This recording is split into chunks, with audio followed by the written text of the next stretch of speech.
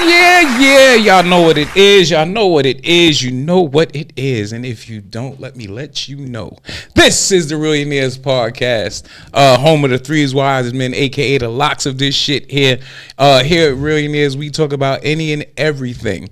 No topic is off topic. So with that said, let me introduce my brothers on this journey. So to my left we have Slim, aka From the Announcer, aka the Voice of Reason. And to my right we have Marlon Jean-Baptiste. It's your boy MJB, yeah. And in the middle is the real, aka Mr. Truth and Jokes, aka the old head that loves head. Tonight's topic is a little different. Big man was good. Yeah, look, tonight's topic we I guess you would call this, we're unmasking. Okay. As we're sharing some of our shit. So today is growing pains.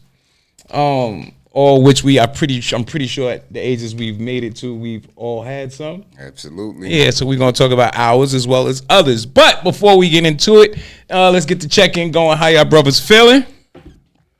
I'm cool. I'm tired of shit. I'm cool.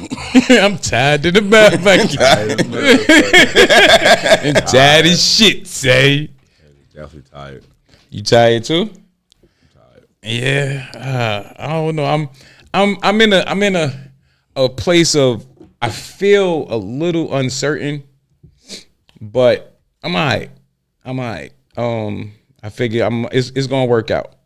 As it always does. Yeah. I'm trying to learn to as they say, trust the process. Trust the process, control what you can control. Right, and make sure you keep plenty of marijuana. There you go. Yeah. All right, so some things have went on. Just give me a second. I'm trying to pull this madness up. Why you being nosy? Oh, cause you see my wife on my live. I'm trying to make sure I spell something right. Oh shit. Okay. All right, so tonight we are talking about growing pains, as I said, but before we're going to get into the since we've been going, because it's been a minute since we've been here. First things first, let's talk. I found this one funny, so I didn't know how to caption it, but here we go. Some squatters in Chicago moved into a man's house. The man pulls up, they're in his house. Y'all not supposed to be here. Yes, we are. We got a lease, and if you want us out, it'll cost you $3,000 to get us out. See, that's the game plan. That's how they do. This homeowner, however, he goes down in the Hall of Fame. You know what he did? He called his family up. He went to Dick's Sporting Goods. He bought 6 air mattresses. He moved into the house in the living room. So when they came out the next morning, him and his whole family was in the living room of the house. The squatters couldn't take the noise, so the squatters left. So he squatted in his own house? Pretty much. He out-squatted the squatters. I personally think that's dope. That's that get down there and meet them where they at kind of thing. Yeah, I don't know if that's the route I would have went, but I mean, it worked out for him. Yeah, I mean, because of course our mind is probably, violent or something like that. See, me, I'm an asshole, so depending on what they say to me, I might set the house on fire. If I can't have it, y'all can't have it. Everybody going. This is Left Eye all over again. How long was he on vacation? I don't know. They didn't get to that part. Squatting rules. It's a certain amount of time you have to be. No. You don't have squatters' rights if you are there illegally. Squatters' rights only happens if you are paying rent. Right. A lot of these people, they get fake made up leases and shit, and then get in there, and then they say, "Oh, if you want me to leave out, you gotta pay me." He said, I'm not going to pay y'all. The money I'm going to give y'all, I'm going to import some of my family. I'm going to go get us some air mattresses. It's Taco Tuesday, so I'm going to get us some tequila too. So that's even more reason. They didn't have any squatter rights. Yeah. Right, but the thing about it is that the cops don't do anything. If you had your house, right? Let's say you go away. Mm-hmm. When you get back, I'm in your house, right? Depending on how long I've been in your house and if I have any mail or proof of lease or whatever the case may be, the cops are not going to do anything. You still got to take me to court. Right. Even though everybody standing here knows I'm illegally here. Right, but that's why I said, how long were they there? I don't know.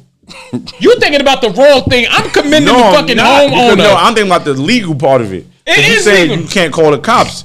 They know how to squat a No, right. you call the cops, but the cops are not going to do anything. They're going to tell you, you got to take them to court. So this dude said, I'm not going through that. Shot somebody. Yeah. Like, the cops ain't gonna get him out. I'm gonna call my family. We ain't get no motherfucking head mattresses. Not to get no air I'm calling all the goons I know, and we get these motherfuckers up at this house today. You still a gangster? Pull up. We having a hood slumber right, party. like, you still got hands? Pull up. All right. A man on Hot 97. I'm not gonna mention his name because I don't want to give him that kind of light.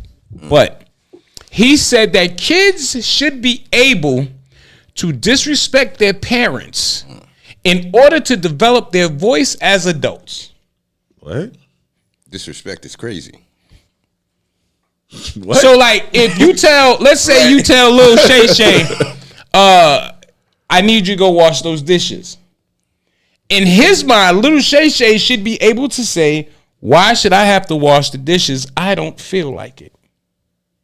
Now, I don't know about y'all, but I know when I was growing up, that type of talk would have got your ass put to sleep. Absolutely. Easy. Right. You'd have woke up at your grandmother's house. Right. Okay. We got knocked behind between You the don't want to wash the dishes? That means you tired. Right. Exactly. You got to be sleeping. Oh, you want to go sleep? Put you to sleep. You got to be. So what he's saying is that type of treatment to children makes children, when they become adults, it's hard for them to communicate. Now, here's my issue with that. I do believe that some parents shut their kids down a little too much. Right. Yes, right. But I'm not going to giving a lane for shit like this. You know why? Because it's shit like this why we have so many young people now getting in shit with the cops and they don't understand their part in it. Right. I didn't do nothing. You told the cop to suck your dick. Expressing feeling and being disrespectful is two different things. And you got right. So we gotta define the lines because I can understand you going, can I do it later? I'm tired. I get that. Right. But why? How come? I don't wanna. Those type of stuff. Why don't you? Yeah. Why don't you was crazy. Why don't you? Why don't you? I was watching this thing with Ali Sadiq today. Sadiq. He said he has a son and his aunt wanted to kill the son because they was making fish. And she asked the son, she told the son they had fish. And the son was like, what type of fish you have? And she was like, I think she said snapper. And he's like, well, I don't eat snapper. I eat flounder and some other shit. She's like, well, we don't have that. And he was like, well, what do you have? So she named the fish again and she said salad. And he said, well, I'll have the salad. And did like that. Look, they're like that. Go get it now. To an aunt. Listen, yeah, that type of shit will definitely get you killed in the black household. Yeah. All right, so speaking of homes, that was a great segue. Did y'all hear about the game? He had to give up his house. Yeah. Wow. $7 million to settle a sexual assault lawsuit. Mm-hmm. Yeah, sexual assault. They coming at everybody. Flirting is becoming expensive. No, it's not even flirting. Trying to get some pussy is becoming. Look, they just caught Smokey Robinson, bro. Tears of a Clown Smokey Robinson is now under criminal investigation because they said that he's been sexually abusing his housekeepers. Have we seen how old he is?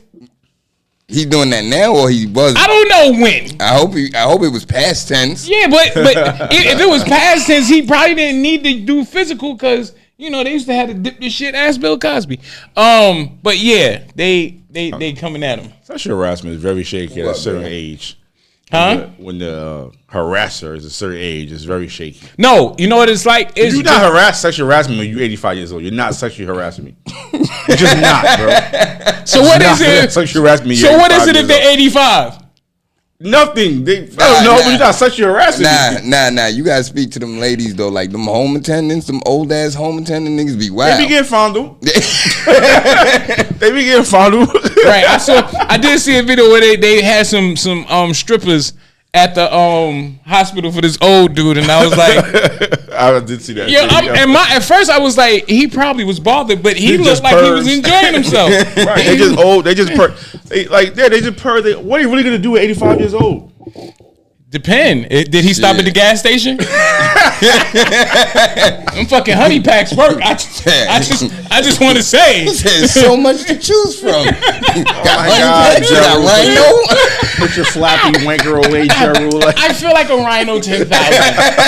This shit. He said, "Look, baby, they got something for you too up here now." I'm gonna come up with that motherfucking Jesus cross, one ace band around his knee. He put her ass to work. All right. Oh yeah, this guy. Yeah, this is definitely late, but I still have to acknowledge him. Rodney Hinton Jr. He is my vote for Father of the Year. Oh, the one that got arrested? And he didn't just get arrested. Let's talk about why he got arrested. His son was murdered by a police officer.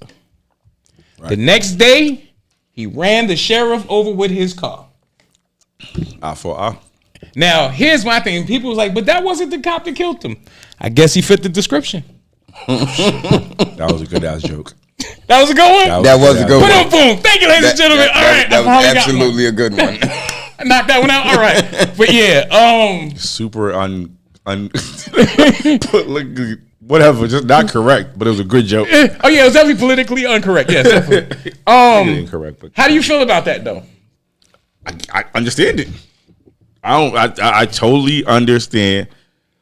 Right, he stood 10 toes down in the courtroom. Yep. Yeah, he was talking crazy to him in the courtroom. Yo, he damn sure did. Crazy. I respect and it. They say a black cop actually had to help him in the elevator.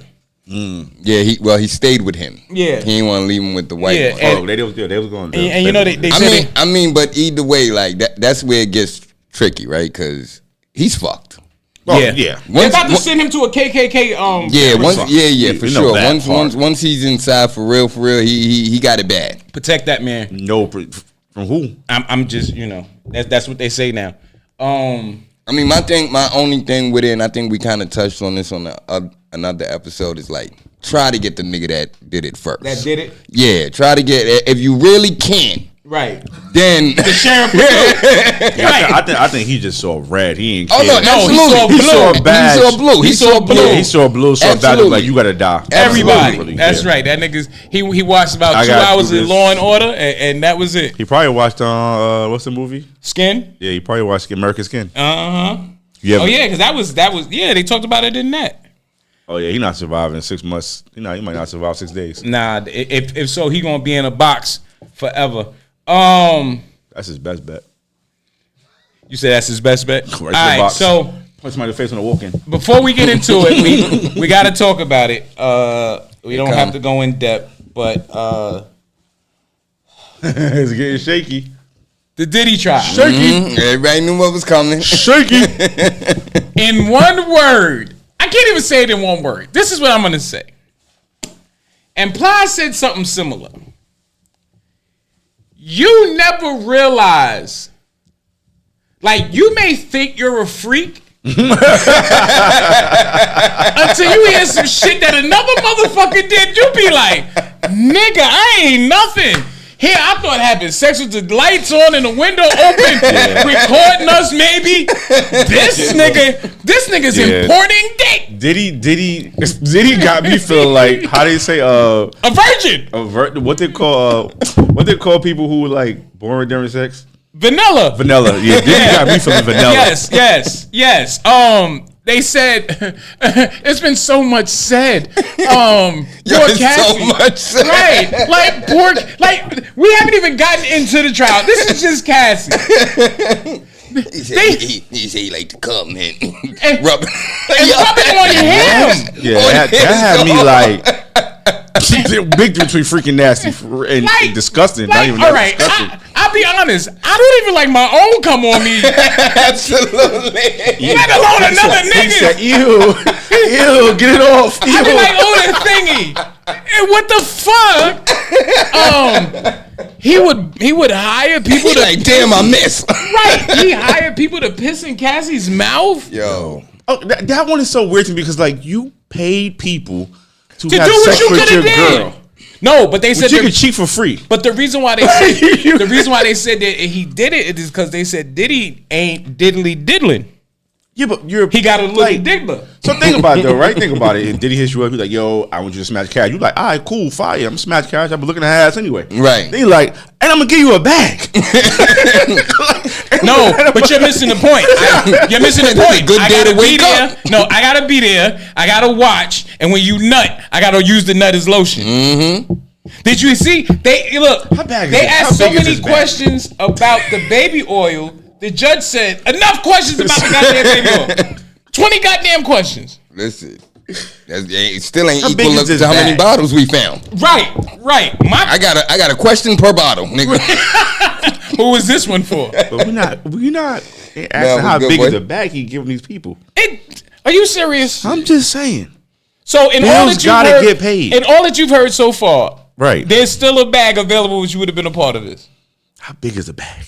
This nigga must have to pay his rent or something. Cause I ain't never heard him talk like this. Are you serious? Nah, ain't. He said you just need it for lotion, and that's he ain't gonna do nothing else with it now. It ain't a I bag can't big control enough, what bro. somebody do with my after it come out. But he's there watching you. Like you're missing the point of you here. Yeah, take that. And Bob said he's gonna be home soon. He definitely gonna be home soon. who? He said his mom said he's gonna be home soon. Absolutely. No, he ain't. And she should be ashamed Nah, of them herself. text messages are shaky. No, because only thing he's trying to do is make it seem like Cassie was down for it. That's it. Do we know Cassie? You know who I feel sorry for? Fuck Cassie. Do we know Cassie? No, you know who I feel sorry for? I feel sorry for her I husband. started this shit. A moment of silence for her husband. Oh yeah. Because he's sitting in the courtroom listening to this shit. Yeah. And she probably not even nasty with him. And she probably ain't told him half the shit that she been doing. But the nigga sharing that 20 mil she got. Every shit I hear, I need another mil. Oh my God. You was letting it piss in your mouth? That's going to cost you at least another 2 mil. My man back to eat sushi. You like, That's what she did? That's crazy. And while we're on the You already. while we're speaking you know about I kissed you, right? while we're speaking about celebrities in prison, Oh yeah. Tory Lanez, I think he'll be home soon. So, but do you realize how fucked up that is? He had to get it's stabbed fucked up up. first. The nigga got It's stabbed fucked up up, 14 times, and then like 3 hours later, they like, go, yo. All right, yo, I can't let this go on too much longer. This nigga might get Right. stabbed again. Tory Lanez got stabbed. Now we talk about Tory Lanez. Let's get this out the way. Right. He didn't Might not really- have did it. Like he didn't shoot the bitch. I mean, I didn't say Big- nothing because big I was free Tory. I was Big free trying to Tory. keep my job. But here's one Now the that stabbing is on a serious note. The stabbing is fucked up. I'm glad he made it through. That was crazy. I definitely think that was set up. no. That My was thing set is you got stabbed by a Mexican and lipped. That's some superstar status shit right there. That's like Pop getting shot 5 times, nigga. I don't know how true this is, but there's something spiraling around that said that it was actually personal. Yeah. And He had Tory told his Lanez pops was the day fucking before. fucking with the dude wife. Like she come visit, and he told the nigga like, yo, she want black dick,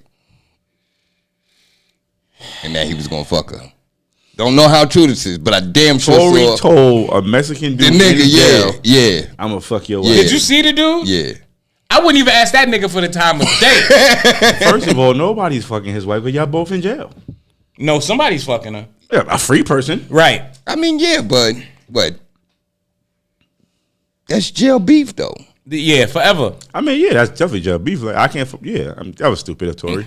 Yeah, Tory's like 4'7", bro. Relax. But look where it got him though. MJB. Look what it got him. They got the world feeling sorry for him. Nah, they about to let him really- out. he said, But I tell you this much though. His next album gonna be crazy. No, it ain't just gonna be a bunch of jail shit. Nah, it's gonna be crazy. Think about it. 50 got shot 9 times. Came out, made an album. He got stabbed in jail, and he got blamed for a shooting he didn't do. I'm about to be crazy. The album, the first singles were called that. I told y'all that bitch was lying. Right. And in other news, Chris Brown got arrested today. For what? Yeah, I didn't see that. Not Breezy. Yeah, Breezy got arrested in Manchester. Check this shit out. In 2023, he got into it with somebody, a producer. The producer says that Chris Brown hit him in the head with a Patron bottle and his entourage kicked him and beat him. That was in 2023. Right. Chris Brown goes to Manchester because he has a tour. He has a couple of dates out there, I think, yesterday, the day before. Somebody from the Post calls up Manchester police and say, hey, y'all still looking for Chris Brown? Because he just checked into the hotel right here. 2:00 in the morning, they came and got him. Snitches is everywhere. Right. So, hopefully. So wait, I'm confused. So he was wanted by them? I guess for questioning. But my thing is this. This is Chris Brown. You mean to tell me y'all couldn't find him? Y'all couldn't find him? Like, that's what I'm He didn't have confused to with. come to Manchester to find them. Like, At all. check his tour dates. Like, come Posted on. everywhere. Like, Shit is horrible. But now he got remix residuals. He might actually do it with R. Kelly. Boom, boom. All right. free Breezy. Yeah, free Breezy. It was some other shit, but I forgot it. Okay, so before we get into growing pains, when MJB, mentioned this topic, which I thought was a very dope fucking topic. Wait, the playoffs? Knicks. Math wants us to do it, so we gotta talk. Give it up for the Knicks, ladies and gentlemen. Give it up for the Knicks. They've been doing their thug thizzle. To come from y'all in my studio. Y'all not gonna be not talking about my Knicks. Look over here. He said, remember we in May. They still balling. So y'all can't see, but Math was over doing the brush and burner and all that. Right. Yeah, all of that. But all right, since we're talking about Knicks and everything. Jalen Brown grabbing Josh Hart dust is crazy. Yo, that was so gripped it too, hand in a nut pack. Wait, you said Jalen Brunson? Jalen Brown grabbed Josh Hart's heart. The nigga from Boston that was supposed to be rocking with Angel Reese. No, he don't date Angel Reese. No, he was supposed to. That's Bam Adebayo. Okay. No, it wasn't. It was him. No, Bam Adebayo. Angel Reese. You're right. I'm thinking about Angel Wilson. Yeah, I was about to say nah. Right. So he grabbed somebody from the Knick Nuts. Josh Hart. I don't like Josh Hart. Can I say that? How can you not like Josh Hart? Josh Hart gives me Sonny from You Got Served vibes. You know why? Because whenever the game is getting intense, he always do some dumb shit and turn the ball over. Nah, bro. You can't even be a Knicks fan and say you don't like Josh Hart. Yeah, nah. Okay, well, how long have I not been a Knicks fan? So, the fuck are we talking about here? He said we used to. You can't be a fan of sports and not like Josh Hart. Sure I can. I am now. You sipping that scissor. And that's the problem with people. You have an opinion of some shit that you don't like, and all of a sudden it's a fucking problem. It's just like I was watching on fucking Facebook. Is horrible. Huh? Your opinion is horrible on that one. Okay, that's fucking fine. But it's my fucking opinion. God damn it, respect it. Shit. That's a opinion. But Josh Hart though? That's the light skin one that got elbowed, right? Yeah. Yeah. He gave me the fucking Sonny from You Got Served vibe. He was watching. He flicked campaign. through one game and saw turnovers. Even you said Cat. I don't like Cat. I'm like, No, Cat is goofy. I don't. But Josh Hart? Yeah, son. He is the heart of the team right now. Literally. Listen, I'm telling y'all that nigga gives me Sonny vibes. Whenever they lose, I look directly at him. It ain't never his fault. I don't give a fuck. He gives me that vibe. Every time I'm watching the game, he do some turnover shit. I can't. Please don't. But anyway, out of all the playoffs, which series do you think right now is probably the best series? I mean, the Knicks Boston series is the best series only because nobody in their right mind would have ever picked the Knicks to win this series.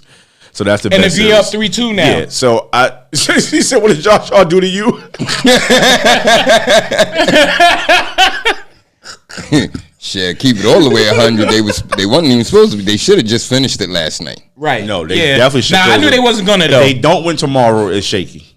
If they don't win tomorrow, it's over. Yeah. This is the Knicks. Let's not forget what the Knicks do. What all New York teams do. But they get you sucked in. Yeah, they get the entire town believing in them, and then they crash and fucking burn. But the difference this time around is come on, y'all don't even got Tatum. Yeah, Tatum. That's did you see what this boy Brown did to them last night? Well, yeah. And the funny looking, I don't even know his name. What is that boy's name? Which one? Derek White? From Boston that looks like he should have been in the movie Powder. Derek White? Yes. Derek White. Very funny looking. Very funny. Yeah, he looks like he talks like the the judge from Who Framed Roger Rabbit. He's talking like this. That's what he looked like. I swear to God. I mean, He said if they win, he need an apology from you. Yeah, he gonna get that apology when niggas don't want to apologize. Good shit, my nigga. listen, they told Jalen though, listen, we gave you the bag, nigga. Right. This is what we gave it to you for. This is your moment, you little ugly your moment. moment. That was the second highest paid player in the NBA. Right. I think what's her name is surprising to me though. Pacers and what's his name? And I'll agree to that. Pacers and I think it was the Yeah, OKC. the Cleveland Cavaliers have to be studied. Cleveland. Yeah. They have to be studied. Yeah. Like mental Yeah. mental block. I didn't see that one. No way you're happen. supposed to lose that series. Yeah, I didn't see that one happening. At all. Guess who else ain't see it? Especially the way it happened. Like y'all didn't even make it. Yeah, like it wasn't even competitive. Like it didn't be like, Like y'all went from blowing everybody out. Just to get, they was tired. Yeah. They were tired. But listen, I'll say this. I said this off camera. I'll say it again. If the Knicks at least make it to the championship, we have to give them at least a block party. Maybe not a parade because they won the chip, but they got to get at least a block party. A barbecue outside the Garden. What they get if they win the Eastern Conference A Finals? barbecue outside the Garden. How about they just get the fucking advance like any other fucking team? Nah, bro, What they the gotta fuck? get something, bro. So now we giving out gold stars for good enough? Absolutely. For the Knicks to make it to the Absolutely. chip, absolutely. Y'all niggas are Absolutely. disgusting. So y'all might as well do the same shit for the Mets then, because they do the same shit. And I'll No, tell you yeah, this, I agree. Mets need the same shit if they ever. if they do make it, if they do win the chip, oh my God, just shut the whole city down. All right, if the Yeah. Knicks, all Ain't right, nobody going to work. Ain't nobody if the going to Knicks- work. going to work. If the Knicks make it to Ain't the even gonna be chip, safe to go to work. look, Right. I don't even want them to win. If they make it to the chip, I will go and get another pair of Timbs done. Remember how I used to do my Timbs? I used to have Nick colored Timbs when I was a Nick fan. I will go get another pair. I'm not saying I'm gonna wear them, but I'll go get another pair Now done. you gotta wear them at It was least funny. Jason Tatum hurt his Achilles, and he walked in the Garden with Tim's on. Calm on, my boy. Yeah, fake ass. Don't get disrespectful like don't, that. Don't try to be New York when you ain't New York, nigga. If you ain't never been to the ghetto, don't ever come to the ghetto because you wouldn't understand the ghetto. Yeah, Tretch. All right. So these were some things that I punched in the strength of a man, Okay. and of course, you know, you get a whole bunch of other shit. So I found something that was quite interesting, and the reason why I found it interesting is because these are things 10 things weak men unknowingly do. Oh shit! What? And I saw myself in a couple of them. It's gonna be like that. Yeah. So here we go. One One, or two. avoiding responsibility. I don't do that. I don't do that. Yeah. Chasing validation. I don't do I don't that. Breaking promises to themselves. Definitely do Definitely that. do that. Definitely do I don't that. Nigga, I promise I'm gonna Nah. start the gym this week. Yeah. Being passive aggressive. I do that. I've done that. Some people, that's all they know me for. Letting emotions control them. I have definitely done that. Yeah. You know I don't do that. Playing victim to their past. Never did that. Never did that. Living in reaction mode. I've definitely done that. Over consuming to feel good.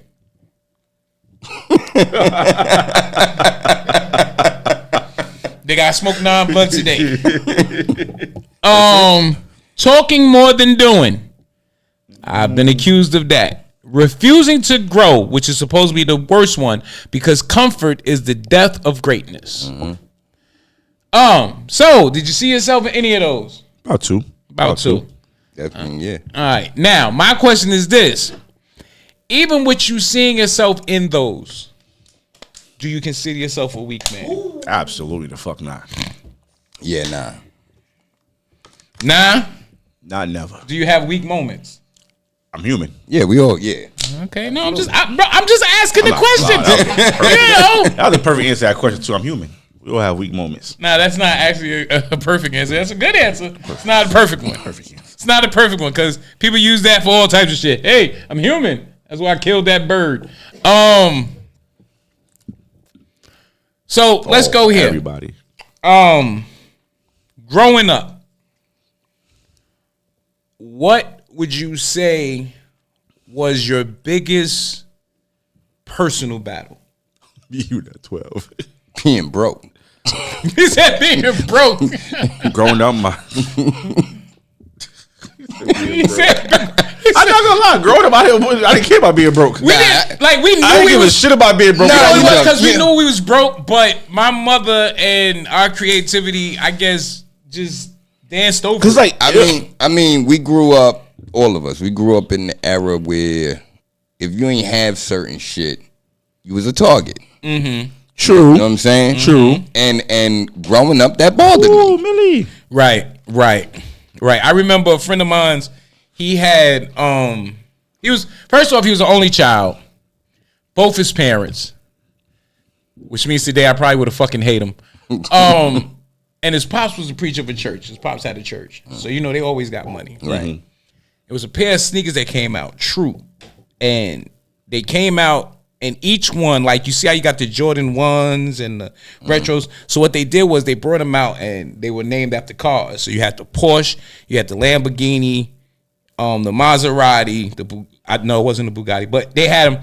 And I went upstairs to this nigga room because we would draw together. Okay. We walk in his room, and his mother and his father went and bought him every fucking pair. They're drug dealers. Now, I don't know how I feel until I get home. Because my mother bought me sneakers. But they were Cobras. She brought you the Cobra cars. She brought me Cobras. Look, the Nike swoosh. The Nike swoosh goes like this. My shit went like this. It had a squiggly line. Right. I had the Nike swoosh. I had the Nike swoosh with corners. Yo.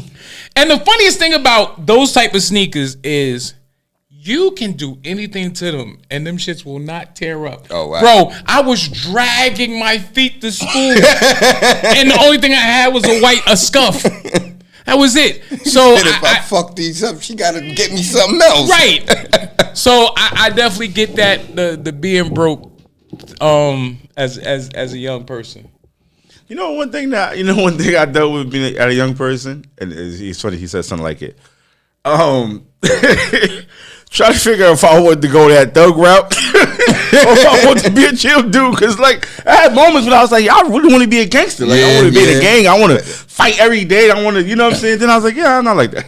Yeah. I was like, that's not me. Like, I'm not about that life. I was outside more than enough to see niggas get knocked out to realize I watched the nigga. Like, I was never sore for pussy, but it was I wasn't no OG killer either. Like, far from pussy, but I wasn't looking for a fight. They used to have a club, and this is my childhood was crazy. They had a Jamaican club in the basement of a crack spot. Right, that's diabolical in itself. And we were there every fucking weekend, Friday, Saturday, and Sunday. One night, this guy, I used to go to school with him. Now, when I went to school with him, he was American. I don't know how after graduation this nigga became full on Jamaican. I'm talking the hat down here, the furry Kango, all of that. However, this party was ran by real Jamaicans. I'm talking silk shirt, clock wallabies, ring on every finger, black as shit. Only thing they want to talk to is the young Puerto Rican girls. Nice gal, my friend. This was these kind of niggas. Right. He in there talking all that fake Jamaican shit, and one of them told him, shut your mouth, or some shit like that, and he said something. That man beat that boy so bad, he came back to America. That nigga was like, please, sir, don't hit me no more. That moment let me know, not everybody who think they're gangster is gangster. I'm just going to be me. So, yeah, that was never an issue for me. You know what was hard for me? Being chubby.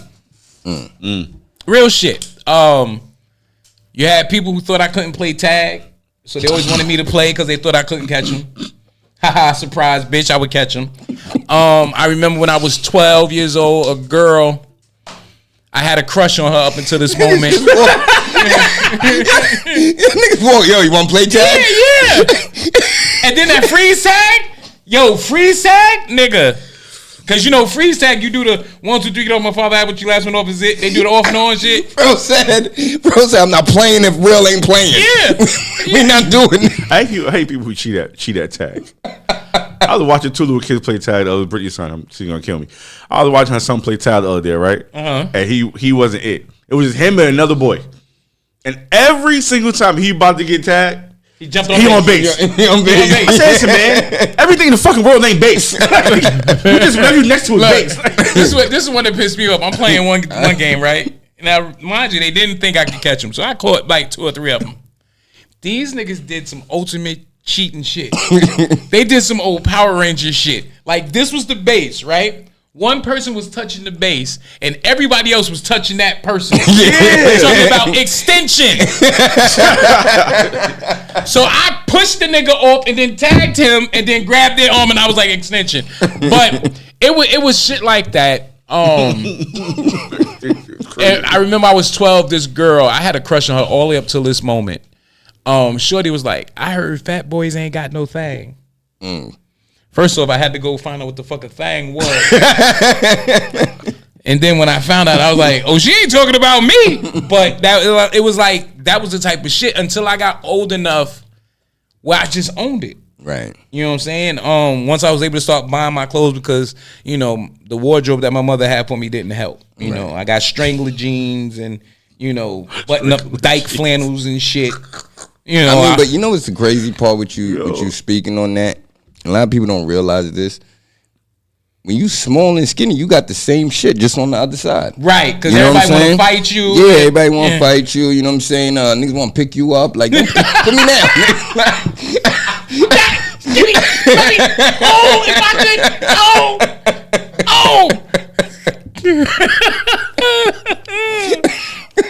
And you know who used to piss me off the most? Yo, people that pick you up. This motherfucker right here used to piss me off the most. You know why? Oh shit.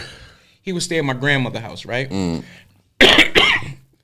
I go pick him up, he want to run all the way to fuck home. My fat ass ain't running. This nigga at the corner talking about, come on, Bubba. Come on, Bubba. Shut the fuck up. If I get you hit by a car, you son of a bitch. Yo, yeah. MJV, he said, that's why I go to private school. We all the same size. You don't fit the requirements. Oh. Yo.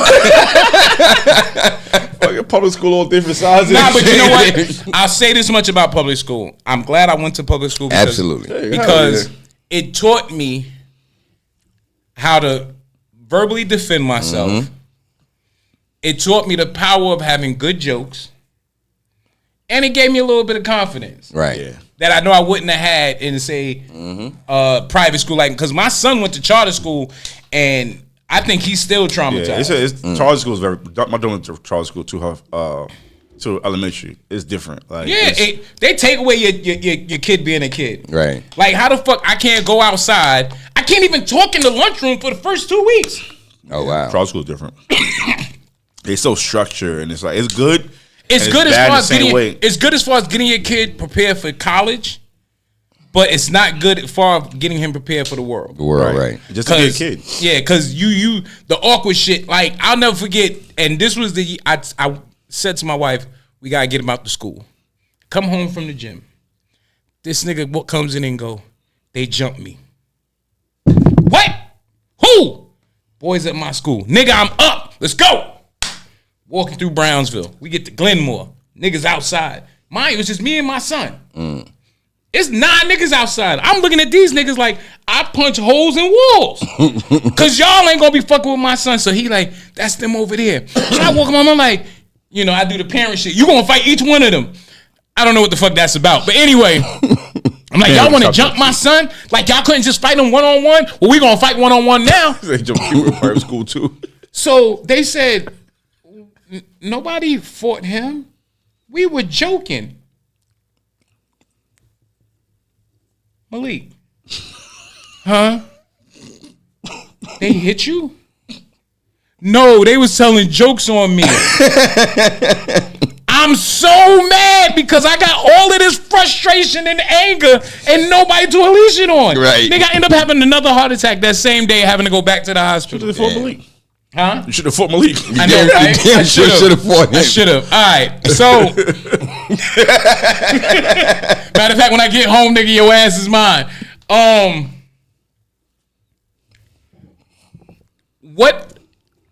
Which part of your life, right? So we got preteen, teenage, young adolescent. Which part do you think you learned the most about life?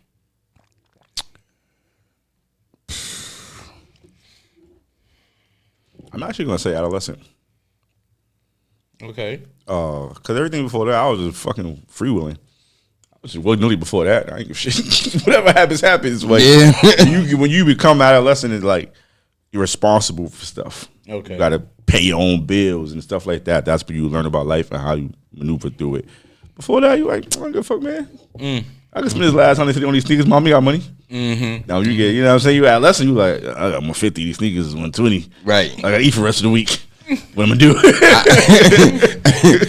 Not even just that. I'm gonna agree with Slim. Definitely adolescent, cause and you see stupid shit on like Instagram, social media, right? Like when you start realizing, nigga, I can't wild out on this toothpaste.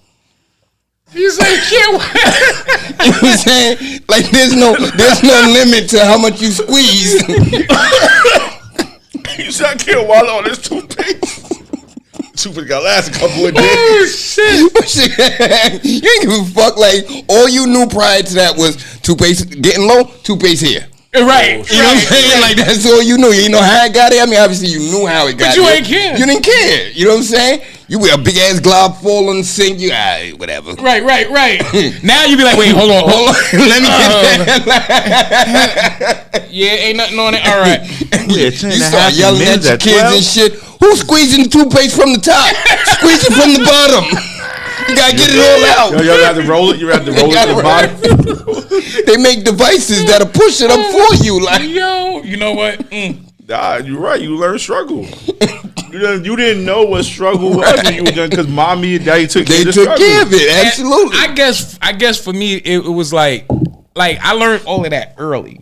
You know what I'm saying? Like because at 14 I had my first job. Okay. And unlike white people, and I say that because white kids get a job and your money is yours. Yeah. Right. I got a job and my money was ours. Right. I got some of that money. Yeah, my mother set me all the way up. Like I came in, I got the job. Congratulations. She took me. We went and got me clothes for work.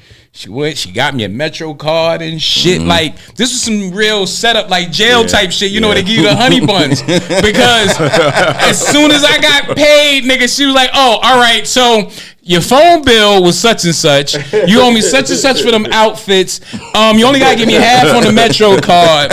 So we gonna round everything up to $400." Nigga, I had $638. I was like, can I put something on it? Nope, I need all my money. And that was at 14. So by the time I got 17, nigga, I was so good with bills and figures and shit. Like, like that's one thing about mama, boy. Yeah, mama taught us early. She want her money. And she don't want to hear shit. Right. She don't want to hear I ain't got it because she had it when you got it. But yeah, so for me it started then. But I think my biggest lesson probably came when I was 17. And the lesson was some women ain't worth a damn. I was dealing with a chick and we broke up. And she came and told me she was pregnant.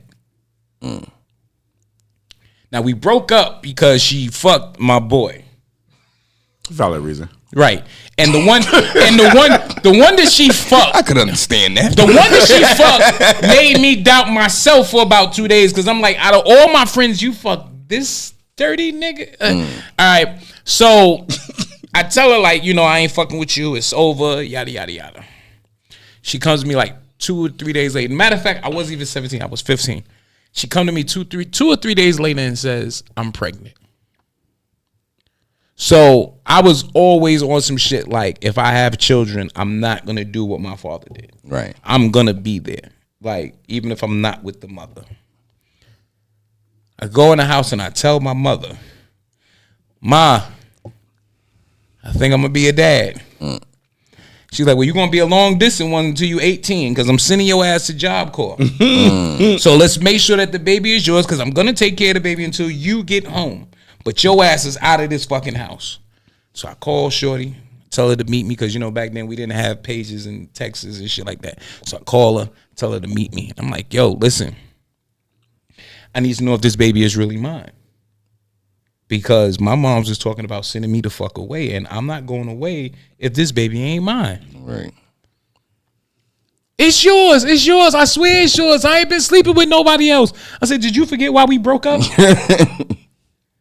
2 days later, she comes back and tell me, oh, I got my period. It was just gas. Bitch, I almost got sent away for you. Right. Was she older or younger than you? She was the same age. Same age, okay. And she stalked me. I wasn't interested in this chick at all. But it taught me that you can't put too much trust in nobody. It's a fact. You know what I'm saying? You say you love them and yeah, and all that's cute, but you got to give it time, because there's going to be a situation that's going to show you if this person is really down for you. And she wasn't. And if I ever see her today, I hope it's at Broadway Junction so I can kick her down all those fucking stairs. That's some of the longest stairs in the world. Damn sure is. Yes. And I want her to hit every last one. All right. When you mentioned growing pains, what was you thinking about? The transition. Okay. Transition of like Slim said, right? Like at one point, mom and dad's taking care of everything. Whoever's your parent, guardian, whatever. And next thing you know, right? Because it happened like that. No matter how much it's coming, it happens like that, because it's that situation where you're like, fuck, this is on me. You know what I'm saying? And so my thought process was like, did I ever really accept or understood how it all happened? You know what I mean? Like, because you don't really get to prepare, no matter how much life is trying to prepare you. Right. Then you got, obviously for all of us, right? What I'm pretty sure for the most part, right, from being a boy to turning into the man. How much did your kid play a factor in that? Oh, absolutely. A ton. Right. But you know what, too? For me, my first real girlfriend played a factor, too. Because that was the first time I had to, like, care for somebody else, even though she was a kid, but it was still, like, I had to care for her. I had to maneuver around her emotions. I had to learn how to communicate with somebody. You know what I'm saying? So my first real girlfriend actually made me grow a lot, too. So what age was your first real girlfriend? 16, 17. And I was like, first, I had to deal with arguments. I had to deal with getting over an argument. I had to deal with, figuring out what went wrong and, all that stuff. So, what's wild for me, growing pains I hate to say it as a grown man, but was actually the entire thing of moving in with somebody. You know what I'm saying? Because I went from living with my mother to living with who's now my wife. Right. So, we had Nia. Hey, look, now she gonna talk about shut up. No, you shut up. That show was for me or for you? Oh, it might have been for you. We had Nia, right? And so it's me, her, the baby in my room in a railroad apartment in Bed-Stuy, Brooklyn. My mother's on one side, my brother's on the other side. So it was kind of cramped. Right. But I'm working. So whenever I get money, I'm giving her. One day, because of my brother, situation explodes. We got to go. All right, cool. We stay with. Oh, she said it was for you. So shut up. He knew. So we stay with her family. From the moment I walk in there, I go, this ain't me. But I'm gonna work with it. So while I'm working, I'm looking for another job because I was raised, you work. Fuck happiness, fuck trips, fuck vacations, fuck all of that. Absolutely. You work, you pay bills, you take care of your house, you die. Right. That's what was taught. Horrible way to be taught. But that's what, listen, my mother taught me how to survive. She didn't teach me how to live. Right. Ooh, that was a bar. Was it? Bang! That's 2 in the night. So now I'm at a situation. Shit goes on. We can't stay here. Not that we couldn't, but it was just like, I know staying here is not going to end well. Right. We got to go. Call my pops, who was a double Dutch father anyway. 1 year he's in, 1 year he's out. Right. 3 years gone, whatever. I hit him and I'm like, yo, check this out, because my grandmother owned a brownstone in Brooklyn. When she died, she left it to her children. Okay. So I call him and I'm like, yo, can you call Uncle Danny and see if, I can come stay over there, whatever, with my family. I'll pay rent. That's not a problem. Right. Oh, well, I don't know about that. I think the best thing you could do is pray on it. And fuck you too. Yeah. So we end up going into the shelter. I always say we got off light. We was in there maybe not even a year. And we was like, where they put us at was, it was a hotel they renovated into like a shelter setup. So we had a little kitchen, you know what I'm saying? It was cool. But I'm working 2 jobs. Right. So I'm leaving the house like 6:30 in the morning. I'm not getting home till 1. And like, I was working so much, bro, I forgot the days of the week. I'm like, yeah, tomorrow Friday I'm off. No, nigga, tomorrow's only Wednesday. So this is when I say the first lesson of it came. Me and my wife were not getting along. And I know 80% of it is because of the environment. Right. But I can't. Like, this shit is too much for me. Like, I didn't sign up for this shit. You know what I'm saying? Yeah, the pussy was great. The baby's amazing. What we got is dope. But all of this shit here, I didn't sign up for.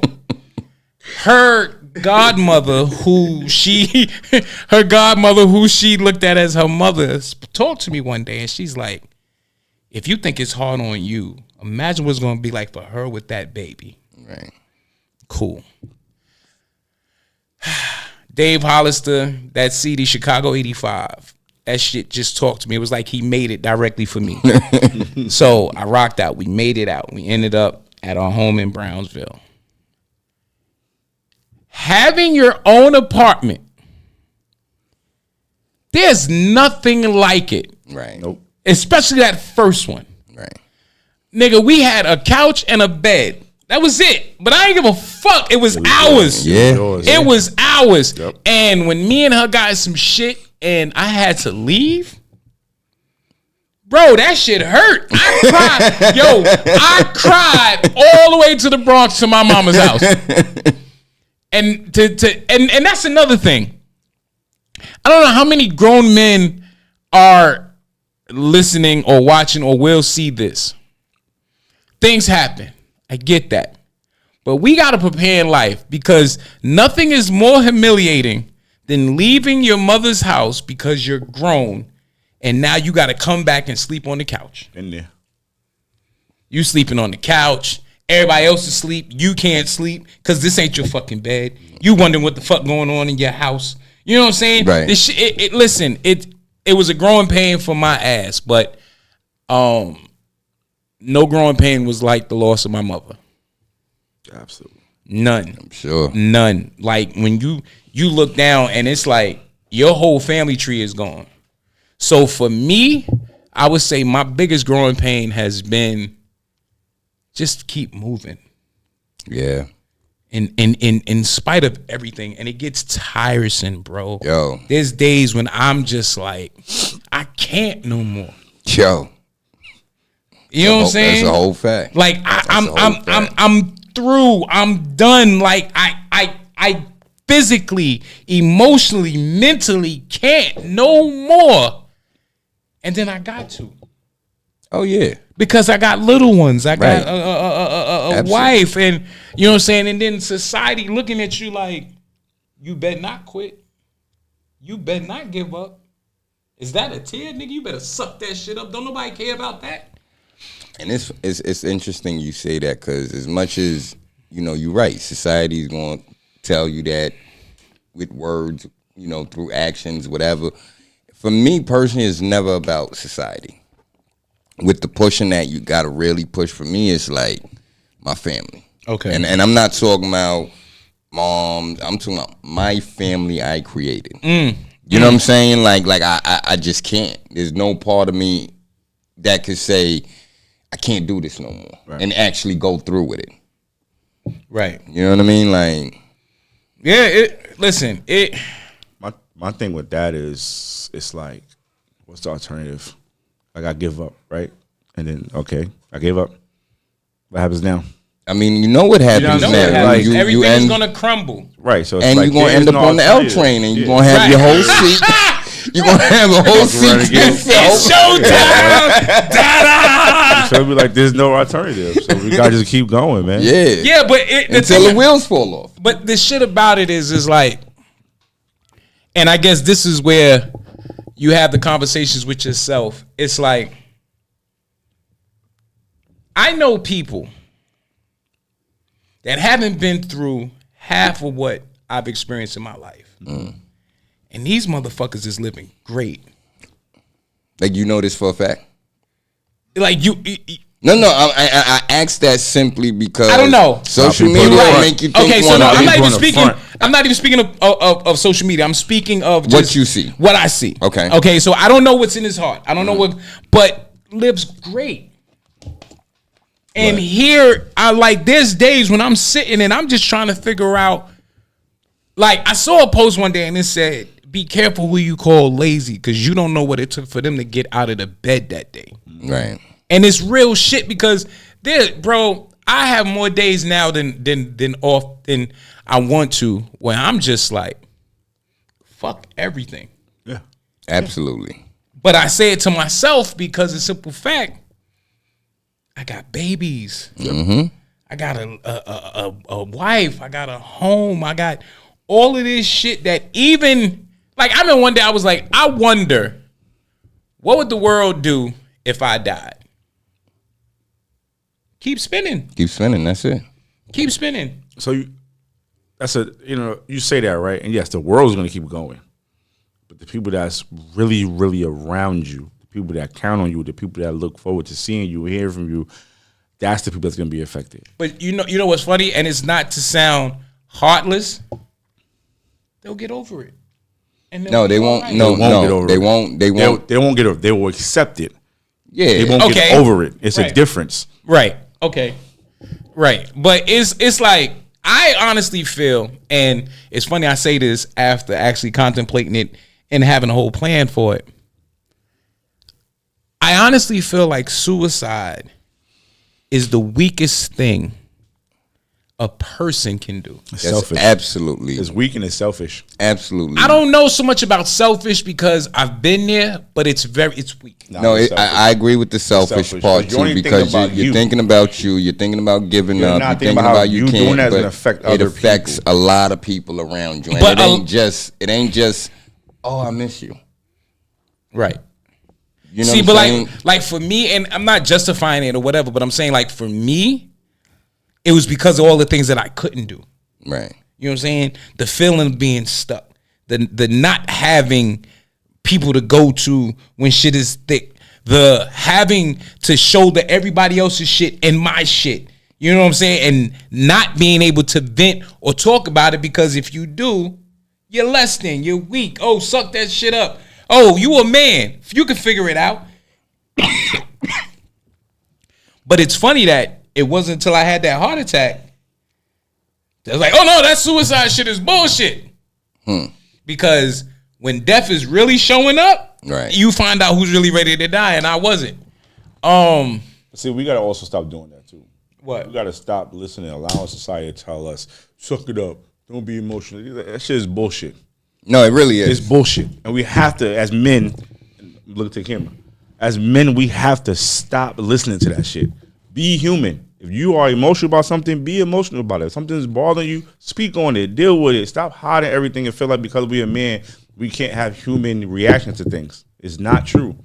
And we really need to get away from that. Like you're killing yourself on the inside by doing that. For who? For society? No, to get validation from society? Fuck society. No, you're absolutely right. But when you talking about people in our generation, and that was batted into you. It's bullshit, bro. No, bro, you're right. You're absolutely right. But you got to look at it's in the forefront of your mind. But as you get older and you grow into your own person and your own man, you have to learn how to deal with things on your own, how you feel comfortable dealing with it. But not what somebody told you. Right, that's true. But most people, their first lesson is what? Peace, King. Their first lesson is what? Is from what you've seen, what you've experienced, what you've went through. Of course. Right. So, in the black culture, two things is a certain. One, you don't never talk about what's going on in your house. Mm-hmm. And two, you don't go see no counselors. Why? See rule number 1. And how is that helping us in the reality of it? You know what's funny? It's a double-edged sword because on one end, it doesn't help. But I think on the other end, you know what it helps you do? It helps you hide is what it helps you. I don't call it hide. It helps you function. I do agree with that. It helps you function. You might not be the greatest. You might not be your greatest self, but you are enough of yourself to keep things going. For how long? Till you die. No, until that shit catches up to you, you can't hide it no more. You can't. Are you about to spaz out because you shaking a lot? Do I need to move over? Because I will stab the shit out you. Because it's real talk. That shit it only gonna last for long. You can keep it at bay. No, yeah, absolutely. And then what happens? That's what happens. What happens is you keep bottling it up, keep hiding it, and when it finally comes out, you fucking crash out, as they say. But you know the funniest shit? This is coming from a motherfucker who don't never express his dislike for nothing. This is Mr. Non-confrontational at his finest. I'm telling you from my own experience, like when you're gonna crash out and people look at you like, well, what the fuck is wrong with you? No, this is years of this shit. I just can't say anything. You got the time, right? It's time to fucking die. So which side do you feel like you on? As far as what? As far as me personally, personally, do you feel like you hide shit in, you eat it, you be a man, quote unquote, or baby, I see you. Do you feel like I've overcome that and I've learned to express it more. I've learned to be more open about certain things. How? Be vocal about it. Deal with it. No, but when I say, all right, how? What do you mean? See, that's the thing right there. You have to find those people that you can be open with, that you can have these conversations with. That's the bigger problem. We don't feel like we have these people that we can be open and have these conversations with without being judged, or without being told, man up. That shit ain't that serious. All right, you need open, unjudgmental ears. When you find an open, unjudgmental ear, trust me, you're gonna be like, oh wait, yeah, I got some shit to say. All right, so I put it to you like this: we all in serious relationships. You married, right? So do you feel like you could tell your wife anything? You could get open like that with your wife? It depends. Okay. And the reason why I say that, it has nothing to do with her. And it may sound weak, but it's about image. Okay. I never want to appear weak to my family. I never want them to feel like dad can't handle it. Like when I had my heart attack, bro, the pain that I was feeling, my son come and asked me, you okay? This was the first time ever I told him no. Mind you, I've had a broke leg and all types of shit, but this was hurting so bad that I couldn't mask it. Right. You know what I'm saying? So no, I don't think I can. Okay. And it's my choice. I'm pretty sure my wife would appreciate it, depending the volume that it comes, because she's a nigga too. Right. So I know I can't, you know what I'm saying? I know I can't 14 days straight, you know, babe, nigga, shut the fuck up and get over it. But I know certain things that I'm pretty sure I can come to her with. But for me, it's a whole thing of, nah, I'm not going to appear weak. All right. Slim, what about you? Is your lady one of those people, one of those open ears, or is it others? I feel like if I wanted to, I could. Okay. So, but But you do don't. you? At times, yeah. All right. Cool. At times I do. Do I express it all the time? Is it consistent? Absolutely fuck not. Okay. Okay. Do I know So, is this a limit of good? But in the same sense, it's like you still have to, or you still have like I said earlier, find those open, unjudgmental ears.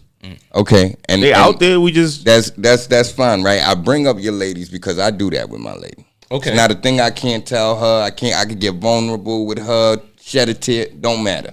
Right? But that's that moment. right.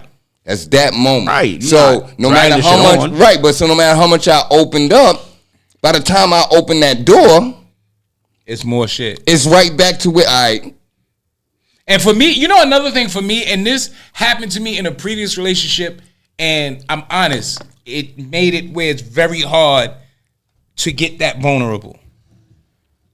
I mean, my wife has seen me cry and all types of shit, Right. so, you know, she's seen me vulnerable. But I once dated a girl and told her some real deep, dark, personal shit. And as soon as we got in an argument, It she came used back it up. against you. she threw that shit in my face with extra. Yeah. And it made me say, I can't share this type of shit with people no more. Of course. You know what I'm saying? I mean, I think once you make the decision to share whatever, right? There's got to be like that back in the mind of It's gonna come out that might happen, right? And you might address, yo, that's fucked up. I told you that, you know what I mean? Because I felt comfortable with you. But you also got to be able to eat it. Right. You know what I'm saying? Because we know people are fucked up. Right. You know what I'm saying? Like, So don't tell nothing that you're that ashamed of, because That's it's just that's not it. no. It's just so fucked up that that's the way it is. Oh. That you gotta think like that. Like So- this shit probably so- gonna come back at some So point. then you, Like, so it's crazy. what do? You find crazy, other bro. coping mechanisms. right. Like for me, what I found out is an excellent coping mechanism for me. I'm not talking about weed. I'm not talking about food, even though that shit is always there. Writing and the gym. Okay. Right. See, the gym, I get to get it out aggressively without scaring anybody or putting anybody on the defensive end. And in my writing, I get to say it however the fuck I want. Right. Because 9 times out of 10, you're not going to be there when I do it anyway. And if you are there when I do it, you're not going to want to say anything because I'm promising you these words are going to hurt. It's going to hurt, right. You know? What is some of your coping mechanisms if you don't have someone to talk to? For me, it used to be basketball. I used to totally just escape. I used to always say the basketball court was my escape from reality. Okay. None of that shit mattered. Anything was going on in life didn't matter at that point while I was playing basketball. Right. Then it became announcing. Okay. Now, I would say talking to my daughter. Okay. My daughter's one of my coping mechanisms. Okay. That's a dope Especially one. now that she's like of age and we have like very Real- legit, real yeah. conversations. Like, Right. Okay, that's cool. I don't know. My daughters are so much like me. Especially Nia. Boy, I fuck around. She be so what you try to tell me is never mind, Nia. No, we're gonna talk about never mind. Yeah. See, mine not like that. You know, I got thugs. Super sensitive. I got thugs. My daughter told me the other day, she said, I'm the son you always wanted. Now mind you, I have a son. Yeah. Alicia the punch in the stomach. I'm I know. just saying. Right. What are your condone coping violence, but- mechanisms? So first it used to be drawing. It used to be my shit. Then it became pool. Okay. Playing pool was like same thing like you on the basketball court. But nowadays, probably video games. I was getting ready to say I didn't want to say it. I didn't want to say it sound like a kid. Nah, man. I Ain't no locked sounding up like some a 2K kid. for about 4-5 hours straight and be Gucci. Ain't no Nigga, sounding like yo, a I kid. start dying. I'm like, oh god, they put my controller up. I got my shit so close I could plug it up and still play. Fuck is you talking about? And that's the thing that I think that's one of those coping mechanisms that you have to experience to understand it. And I think that's why so many women don't understand Yep. their man being on the game for so Right, long. yep. Like, it's not about, I'm not playing a game. Shorty, I'm coping with the world. I'm coping with the bullshit I went through. I'm coping with the shit I'm going through with you. I'm coping with not feeling heard, not feeling respected. I can take all that shit out on this motherfucking fighter right here in Mortal Kombat and rip his fucking head off. I can kill 19 zombies and feel better that I didn't kill nobody on the L train. Right. That's a fact. But the only thing with video games that depending on what video What's going on, y'all? How y'all doing? Depending on what video game you play, that shit can stress you out just as much as reality can. Yeah, because motherfucker, I don't know what you play, but I'll play 2K sometimes. I'd be ready to fucking break my TV if motherfuckers are playing. Like, y'all think it's this stupid? He be on top of, the game cheating. No, it's when you play with other people and they fucking retarded, and you like, bro, like. That's why I don't play with other people. Nope, I sure don't. I mean, you're right. It does bring a different stress to you, but it still escapes you from what reality is. You know reality. What I'm saying? Like, because I can turn the game off. If I get too frustrated, I can turn the game off. Right. I might work for 8 hours to get frustrated. I just fucking frustrated for 8 hours. Like, I gotta wait till 3 o'clock. That's when you start hearing shit like round 1 fight. You start moving like this, and you're like, "Are you okay?" So one of the things on the list was breaking promises to yourself. What's one promise that you broke to yourself? I was gonna get out of retail management.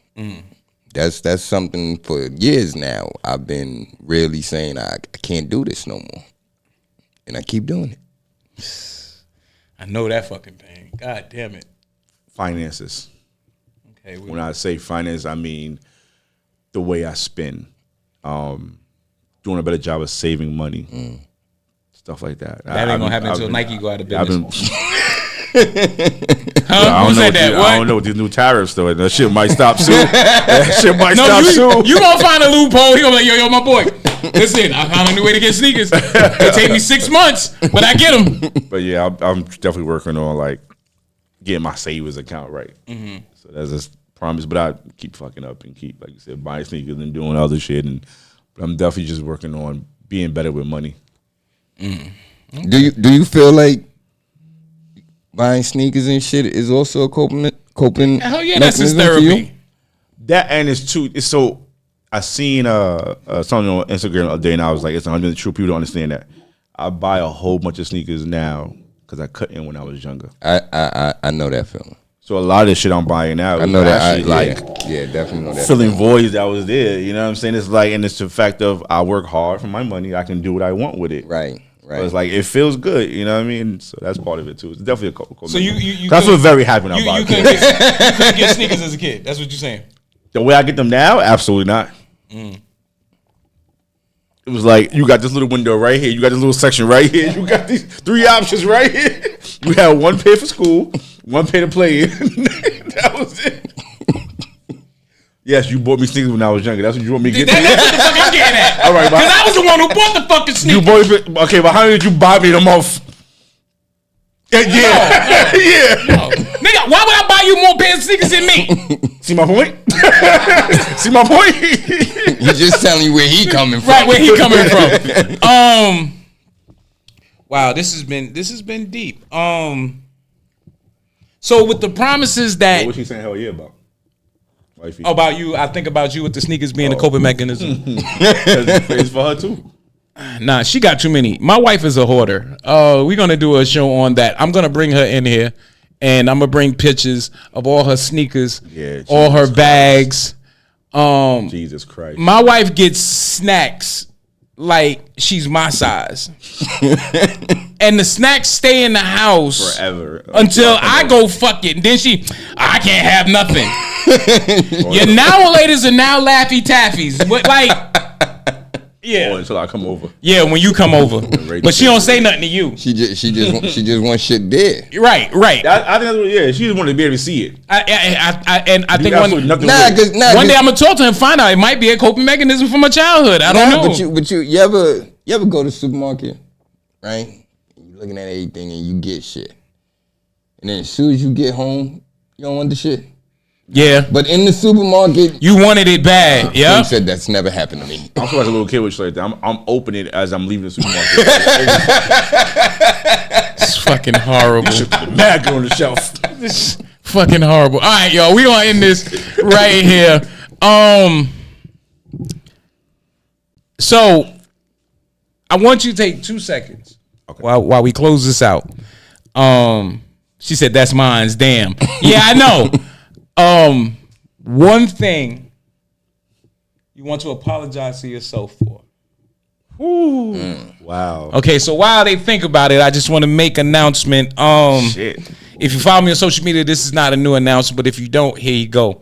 Over the summer, we did an episode and we had Ray Lute pull up, who's an amazing film producer with credits Foster Sin, In Vain, Book of Raven, Intentions, and he has a web series called Roommates, which is a comedic web series. Well, you're looking at the newest cast member for the web series. Yeah, I filmed my first one. Thank you, gentlemen. Thank you. I filmed my first one this Saturday. Yeah, we're gonna see how it goes, but make sure y'all follow me. If not, make sure you follow Ray Luke. Definitely follow S.STREET Media, because I'm pretty sure one of us, if not all three of us, will be sharing the clips. Okay, have y'all come up with your things. Fuck. I'll say not realizing or doubting I'm that fucking guy. Okay. Like, growing up, I had my insecurities, I had my, things I was, ashamed of and all that stuff like that. So it made me more of a shy person, more of a, laid back. I want to be now, as I got older, and fucking him. Okay. You know what I mean? Like, okay. So I want to apologize to my younger self for that. Okay.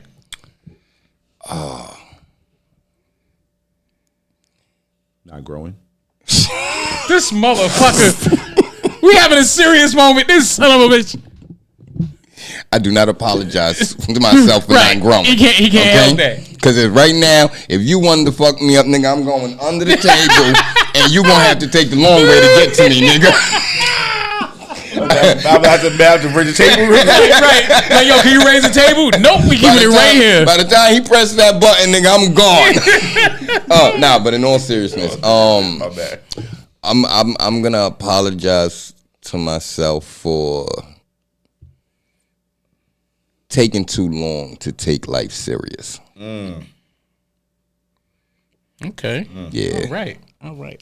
For me, I apologize to myself for putting everything and everyone ahead of me. That's and deep. making the excuse to keep them there. That's deep. Yeah. All right, ladies and gentlemen. So, if you really enjoyed this episode, make sure you follow the Reallionaires. Make sure you follow S.STREET Media. And you can put in the comments under the video, because there's a little space for that, what is one thing that you apologize to yourself for? Ooh, I like that. Once again, ladies and gentlemen, this has been the Reallionaires podcast. Slimothy the announcer, Funny Man MJB, S.STREET Media. Huh? You want to do like announcements? Oh, yeah, of course. Yeah, he want to make this announcement. He needs Go to. ahead, He needs to. Yeah, because he's been announcing all over IG. Since we talking about it. Right. June 14th, we are shutting the fucking city down. Ball for Peace, 9th annual Celebrity All-Star Charity basketball game at John Jay College. Make sure you get your fucking tickets. It's gonna be a movie hosted by me and a whole bunch of other fucking MCs and everything else like that. But it's gonna be a movie like it always is. Tell us some of the people that's gonna be there. So far, we got Mano, definitely got G Dep in the building. We got Susie, Shiggy Show. We got Indio Champ, Ken Stars. Trying to see the Reallionaires going to be in the building. Trying to get S.STREET Media in the building. It's gonna be crazy, man. Yeah, there you have it. Whoopi Goldberg's granddaughter is back. So who the hell is that? Her name is Amara Sky. And what does she do? She's an actor. She's a influencer. Does she look like Whoopi? A little bit. Damn. All right. Ladies and gentlemen. More light-skinned. All right. Well, ladies and gentlemen, this has been the Reallionaires podcast. You got any announcements, MJB? No. Okay. Yours is about to change. But yeah, ladies and gentlemen, we'll see y'all next week. Have a good one, and remember to be good to yourself, even if you can't be good to someone else. Peace.